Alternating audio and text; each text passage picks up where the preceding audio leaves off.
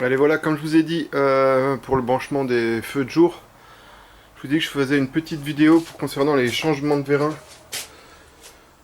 J'ai mis une petite latte là. Ces vérins, ils sont morts. Donc en fait, ça se compose de... Voilà. Le premier vérin qui est là. Donc vous avez une petite goupille qui se trouve ici. Et là, c'est fixé de part en part. Là, il faut les deux clés. Donc je commence déjà par enlever la goupille. Je la sors par en dessous. Je vais vous faire voir après comment elle est foutue. Et puis après, on tombe le... C'est tout simple, hein, franchement. On les fait un par un, comme ça vous prenez pas la selle sur la bouche. Allez, j'enlève le clip et je reviens à vous. Donc voilà, j'ai enlevé cette petite goupille. Donc je l'ai tirée vers le bas.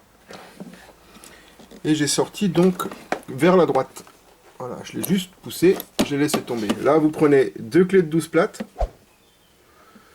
Donc là, vous avez un contre-écrou. Et là, vous avez juste à tenir de ce côté-ci.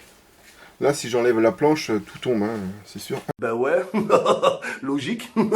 Un vérin, ils sont déjà faiblards d'origine. Donc là, je vous le dis, je vous raconte pas. Bref, allez, je fais ça, je remonte tout de suite le nouveau. Allez, donc le nouveau, donc c'est un top perf. Je vous mettrai la référence. Donc c'est de l'adaptable, bien moins cher que l'origine. Il durera autant que l'origine, hein, c'est-à-dire pas longtemps. Donc là, je l'ai juste approché, je ne l'ai pas fixé. J'ai levé la lacelle et je l'ai enquillé donc au fond. Si vous voyez, voilà. Dans le même sens qu'il était à l'origine. La patte sur l'intérieur. Je vais enquiller le clip donc par en dessous.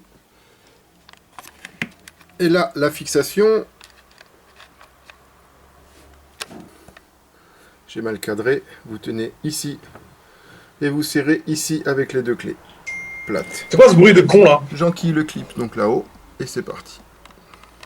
Alors voilà, j'ai tout remonté, j'ai tout fixé. Donc vous avez vu, il y a quand même un petit peu plus de raideur. Ça monte. Effectivement, c'est une grande réussite. Voilà. C'était juste pour vous faire voir un petit peu que vous n'avez pas besoin d'aller chez Yam ou chez le mécano pour changer deux vérins. C'est très facile et très accessible sur le 530. Sur le 2008-2011, vous avez juste un petit cache à juste déboîter pour accéder aux clips de mémoire. Donc voilà, petite intervention très rapide. Allez, ciao, prochaine.